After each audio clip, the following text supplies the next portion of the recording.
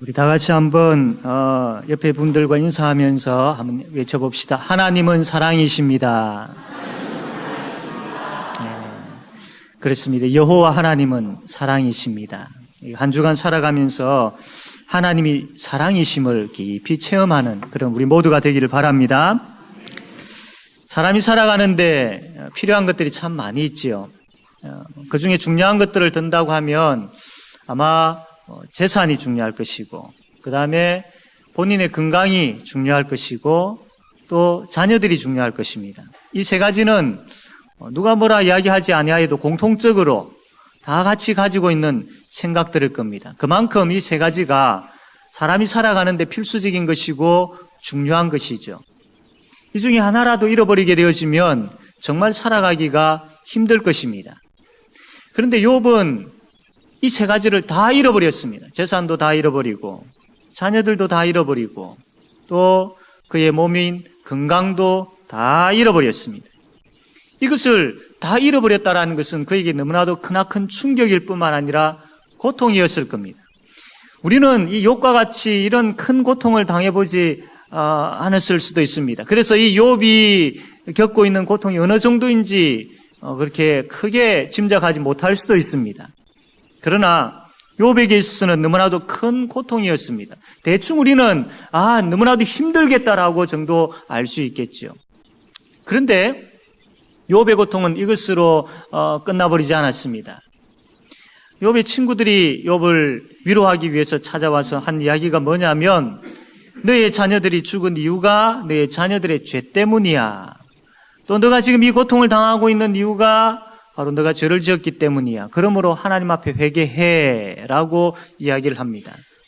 그러나 욥의 친구들의 이 말은 지금 고통 중에 있는 욥에게는 아무 도움이 되지 않았습니다. 오히려 상처난 곳에 소금을 뿌리는 것과 같은 고통에 고통을 더하는 것과 같았던 것이죠.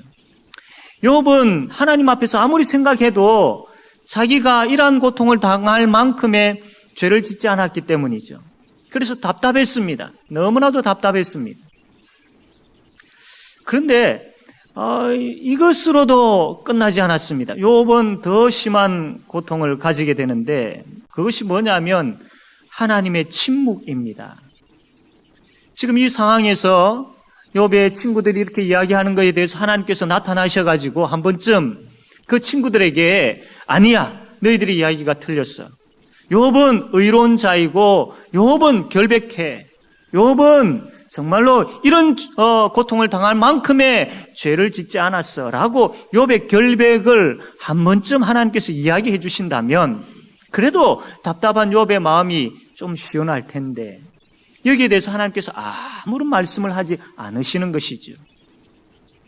그래서 욥은 참 하나님을 향하여서 원망합니다. 하나님 왜 이러십니까? 도대체 왜 이러십니까? 하나님은 나의 편이십니까? 나를 대적하시는 분이십니까? 욥은 그의 속에 있는 것을 하나님 앞에 쏟아놓기 시작합니다. 그런데 참 놀라운 것은 이렇게 욥이 하나님을 향하여서 원망은 하지만 욥의 그 마음속의 한 부분에 있어서는 하나님을 신뢰하는 부분들이 있었습니다. 하나님 왜 이러십니까? 라고 지금 자기의 현실에 대해서 아파하며 하나님 앞에 막 호소는 하면서 한쪽 생각에 있어서는 그래도 언젠가는 하나님께서 나의 결백에 대해서 증명해 주실 거야. 욥은 이 믿음을 포기하지 않았던 것이죠. 이 욥의 믿음을 아주 확실하게 보여주는 성경이 바로 오늘 우리가 읽었던 이 내용입니다. 그는 지금까지 자신이 무죄하다, 자신의 결백을 위하여 싸워왔습니다. 그런데 결백을 위하여 싸워왔지만 승산이 없는 싸움을 계속하고 있었습니다. 이 땅에서는 자기의 어떤 결백을 증명되어질 수 없을 그런 어떤 싸움을 싸웠다라고 욥은 생각했겠죠. 이 땅에서는 이 문제가 해결되어지지 않을 것 같았습니다. 그런데도 욥은 포기하지 않았습니다. 그래서 자신의 결백을 자신이 죽어서라도, 죽음 이후에라도 자신이 하나님 앞에서 결백한 자임에 대해서 그 내용이 책에 기록되었으면 좋겠다. 아니 책도 모자라서 철필과 또 납을 가지고 이 바위를 파서 거기에 자신이 결백하다라는 것을 기록해 두었으면 좋겠다. 그러면 자신이 죽은 이후에라도 자신의 결백이 증명되어지지 않겠나. 욥은 이 정도로 자신의 결백을 밝히고 싶었던 것이죠. 그런데 욥은 이것으로도 만족하지 못합니다. 왜냐하면 돌도 언젠가는 다 닳아서 없어져 버리기 때문이죠. 그래서 욥은 더 분명하고 확실한 자신의 결백을 증명해 줄 더 확실한 것을 찾기 시작합니다. 그래서 욥은 바로 하늘을 바라보게 되죠. 이 땅에서는 자신의 결백을 증명해 줄 것이 없다라는 것을 알았던 욥은 하나님을 바라보기 시작합니다. 욥은 하나님을 원망하기는 했지만 그분이 자신의 대속자임을 믿었습니다. 이 대속자라는 것은 자기 편에서 자기의 억울함을 옹호해 주는 사람이 바로 대속자이죠. 그래서 욥은 하나님께서 자신의 결백함을 인정해 주시고 밝혀 주실 것에 대한 그 확신을 가지고 있었던 것이죠. 그 확신이 생김으로 인하여서, 그 확신을 가짐으로 인하여서 욥은 그의 고통을 극복하기 시작합니다. 그 하나님, 대속자이신 하나님에 대한 그 확신, 그 믿음, 그것으로 인하여서 그분을 의지하기 시작함으로 인하여서 욥은 그의 답답하고 힘들었던 마음이 평안으로 바뀌기 시작합니다. 고통 속에서도 우리가 꼭 가져야 할 믿음이 있습니다. 오늘 이 말씀을 통하여서 그 믿음으로 인하여 그 믿음을 발견하고 그 믿음을 깨닫고 한 주간도 그 믿음을 가지고 승리하며 살아가는 저와 여러분 되어지기를 바랍니다. 그러면 우리가 고통 가운데서도 가져야 할 믿음이 어떤 믿음일까요? 첫 번째로 신실하신 하나님을 믿는 믿음입니다. 25절 말씀, 욥기 19장 25절 말씀 우리 한번 다 같이 읽겠습니다. 시작.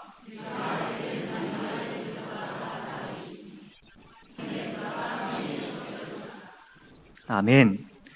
욥은 자기가 지금 당하고 있는 고난이 하나님으로부터 오고 있다라고 생각합니다. 그럼에도 불구하고 그분은 나의 대속자이시다. 이런 생각을 가집니다. 그러니까 욥의 마음속에는 두 가지 생각이 있는 것이죠. 한쪽의 생각은 하나님이 나를 지금 치고 계신다. 그래서 너무나도 고통스럽다. 또 한쪽의 생각은 그럼에도 불구하고 하나님은 나의 억울함을 옹호해 주시고 변호해 주실 대속자이시다. 이 두 가지 생각이 욥에게 있었던 것이죠. 그런데 이 두 가지 생각 있었지만 욥은 그 두 번째 생각, 하나님이 나의 대속자이시다. 나를 옹호해 주시고 나를 변호해 주시는 분이시다라는 것을 붙잡았습니다. 현실적으로는 하나님이 지금 나를 치고 계신다라는 생각이 더 컸을 겁니다. 자기 현재의 눈에 보기에는 자기가 지금 경험하고 있기에는 하나님 왜 이러십니까? 왜 나를 이렇게 대적하십니까? 라고 하는 그 현실이었지만 그러나 욥은 그럼에도 불구하고 하나님은 나를 옹호해 주시고 나의 결백을 밝혀주실 옹호자이시고 대속자이시다라는 욥은 그것을 택하였고 그것을 붙들었던 겁니다. 그것을 택하고 그것을 붙들게 되어졌을 때에 욥 가운데 있었던 그 고통이 참 너무나도 힘들었던 고통이었지만 그 고통으로 인하여서 믿음이 흔들릴 수 있는 그런 고통이었지만 그러나 이 확신으로 인하여서 욥의 믿음은 흔들리지 않았던 것이죠. 사랑하는 성도 여러분, 하나님은 이처럼 신실하신 분이십니다. 결코 욥의 믿음이 헛되지 아니하는 하나님은 정말로 신실하신 분이십니다. 우리가 이 말씀을 통해서 하나님이 얼마나 신실하신 분이심을 잘 알 수 있죠. 이스라엘 백성들을 한번 생각해 보십시오. 얼마나 원망하기를 좋아하고 정말로 하나님 보시기에 너무나도 참 부족한, 연약한, 그것도 모자라서 하나님을 배반하여 돌아서기도 하고 했던 그런 백성들이지 않습니까? 그런 백성들을 향하여서 하나님의 신실하심이 어떻게 나타나느냐 하면 이사야 1장 18절에 이렇게 말씀합니다. 여호와께서 말씀하시되 오라 우리가 서로 변론하자 너희의 죄가 주홍 같을지라도 눈과 같이 희어질 것이요 진홍같이 붉을지라도 양털같이 희게 되리라. 이러한 이스라엘 백성들을 향하여 하나님께서 오라 라고 다시 한번 찾으시고 다시 내가 너희들을 품겠다라고 다시 내가 너희들을 깨끗하게 하겠다라고 하나님은 신실한 마음으로 이스라엘 백성들을 향했습니다. 또한 탕자를 포기하지 아니하고 돌아오기를 끝까지 기다리는 아버지의 마음을 통하여서 우리는 하나님의 마음을 보게 되었습니다. 누가복음 15장 20절 말씀 우리 한번 다 같이 한번 읽겠습니다. 시작.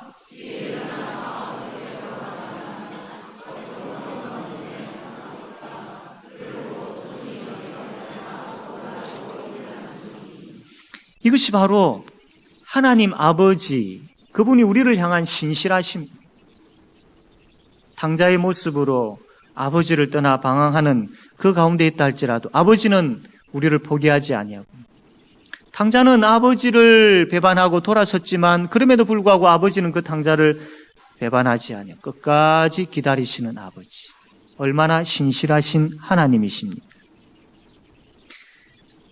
이것을 볼 때 하나님 결코 우리를 포기하지 않습니다.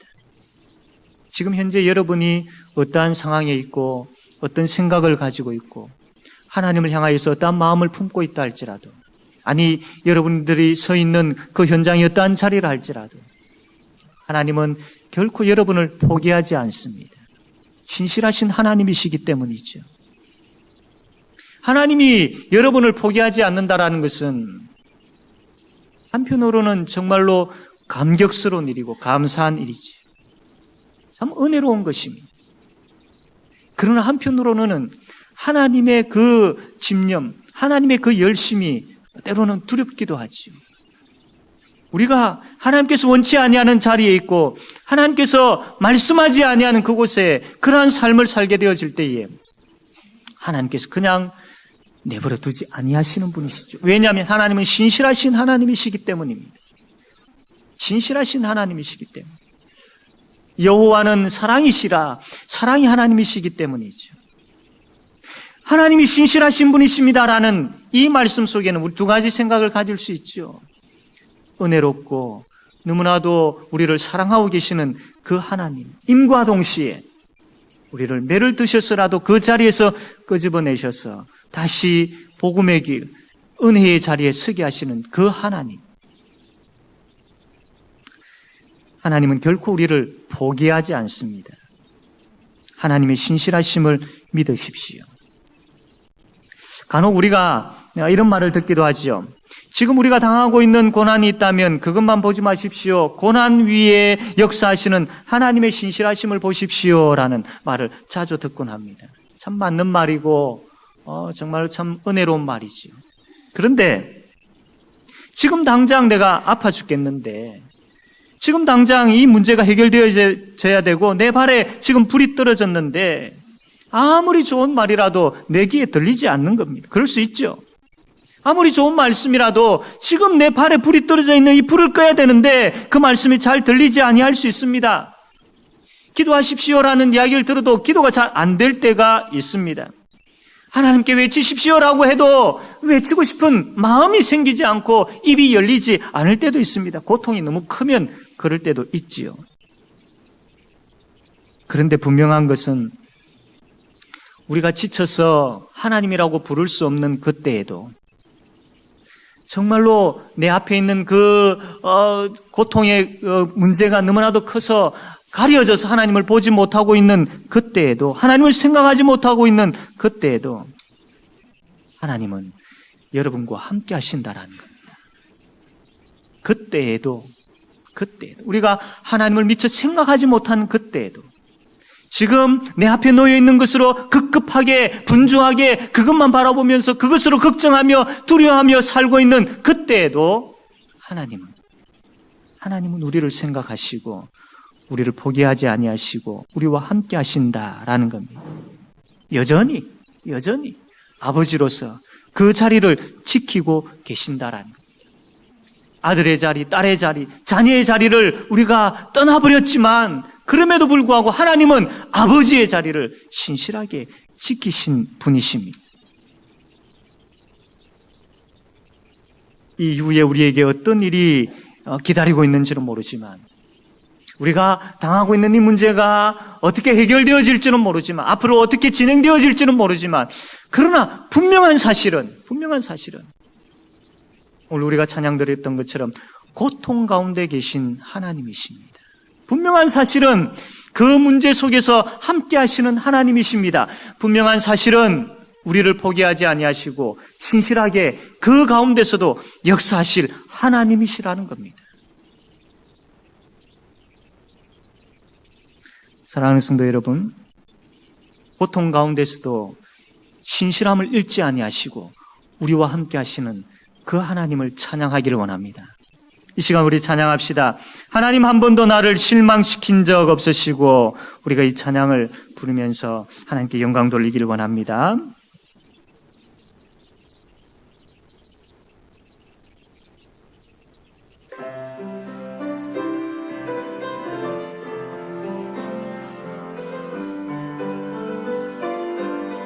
하나님 한 번도 나를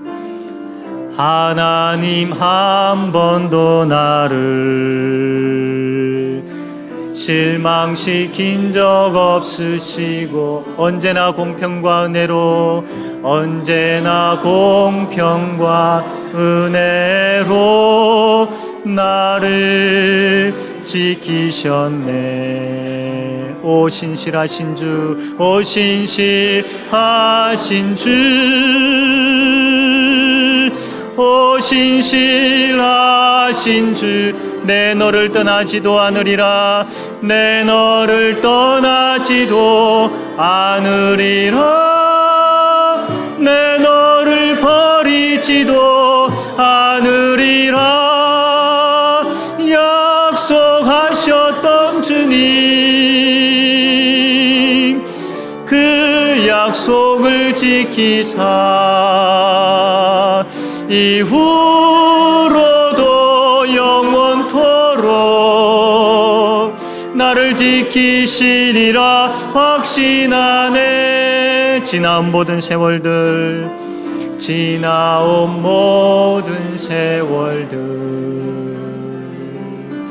돌아보아도 그 어느 것 하나 주의 손길 안 미친 것 전혀 없네. 오 신실하신 주, 오 신실하신 주, 오 신실하신, 내 너를 떠나지도 않으리라, 내 너를 떠나지도 내 너를 버리지도 않으리라, 내 너를 버리지도 않으리라. 약속하셨던 주님, 그 약속을 지키사 이후로도 영원토록 나를 지키시리라 확신하네. 할렐루야. 고난 중에서도 우리가 가져야 할 믿음은 결국 승리케 하시는 하나님을 믿는 믿음입니다. 욥기 19장 26절 말씀 우리 한번 다 같이 읽겠습니다. 26절 시작.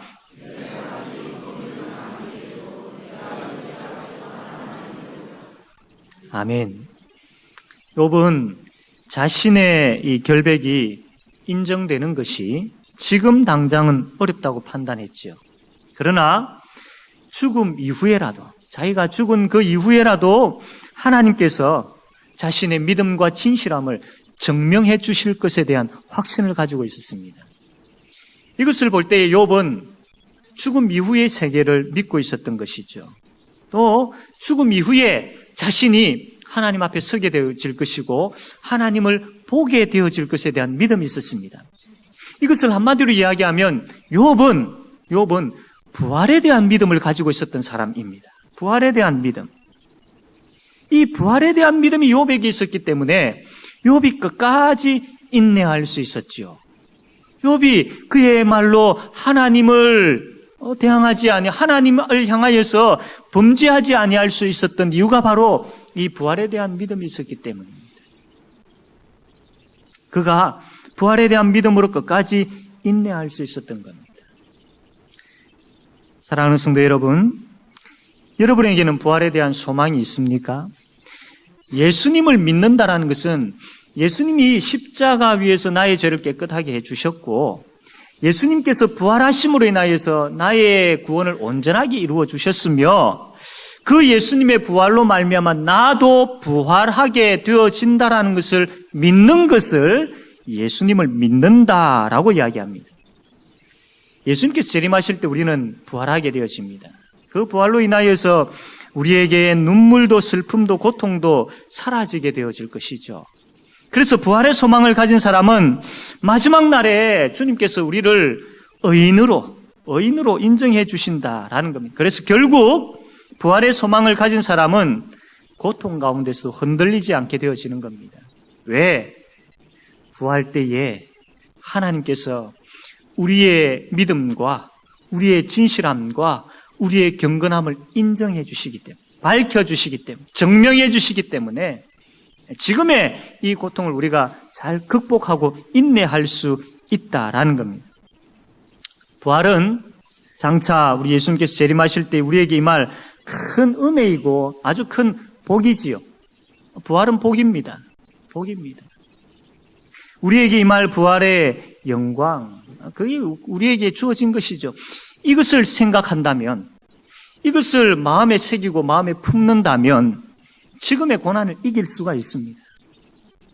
고통 가운데서도 우리의 믿음이 흔들리게 되어지고 지금의 이 고난의 길을 극복하지 못하는 이유 중에 하나가 부활에 대한 신앙이 약하기 때문입니다. 부활에 대한 신앙이. 그 부활에 대한 소망, 그 부활에 대한 능력, 그 부활로 인하여서 우리에게 임할 은혜와 복을 생각지 못하기 때문이죠. 주께서 주실 위로와 은혜와 복을 생각한다면, 부활로 인한 그 어마어마한 복을 생각한다면 우리가 지금 당하고 있는 고난을 다 덮고도 남음이 있음을 믿으시길 바랍니다. 예수 그리스도의 부활이 나의 부활임을 믿으십시오. 그 부활을 소망하십시오. 그리고 그 예수 그리스도의 부활이 내 속에서 충만하기를 그렇게 기도하십시오.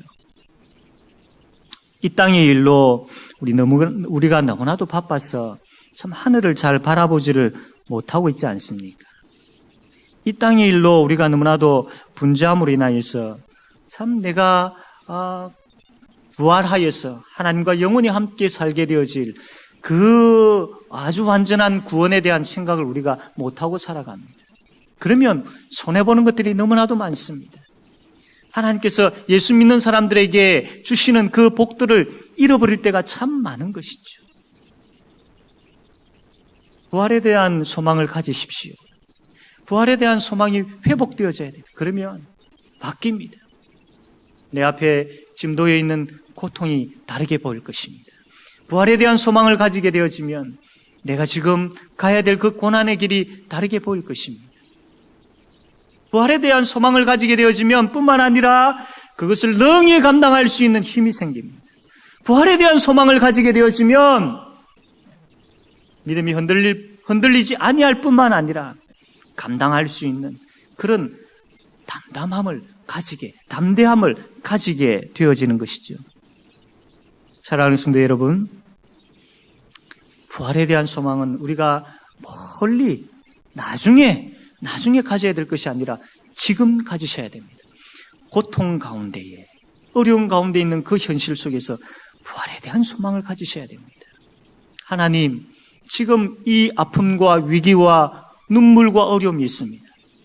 주님, 나에게 부활에 대한 소망을 주셔서 하나님 그 힘으로 이것을 잘 극복할 수 있게 해주십시오라고 기도하십시오. 주께서 부활에 대한 소망을 충만케 하심으로 우리 앞에 놓여 있는 것들이 아무것도 아니게 해주실 줄로 믿으시기를 바랍니다. 이제 말씀을 맺겠습니다. 우리는 연약한 인간이기 때문에 고통 가운데 있으면 믿음이 흔들리기가 참 쉽습니다. 그러나 고통 가운데서도 하나님의 신실하심을 믿는다면 우리의 믿음이 흔들리지 않을 뿐만 아니라 그 고통을 극복하게 되어집니다. 신실하신 하나님, 아버지이신 하나님, 내가 변해서 문제이지 결코 변하지 아니하시는 하나님, 그 하나님을 꼭 붙잡으시길 바랍니다.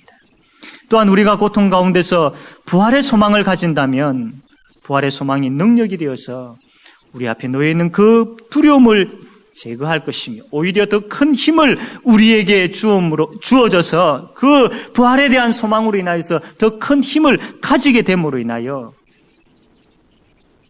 우리의 고통을 잘 극복하게 되어질 것입니다. 사랑하는 성도 여러분, 이러한 은혜가 이 한 주간도 우리의 삶 가운데 충만하게 경험되어지는 그런 저와 여러분 되어지기를 바랍니다. 아멘.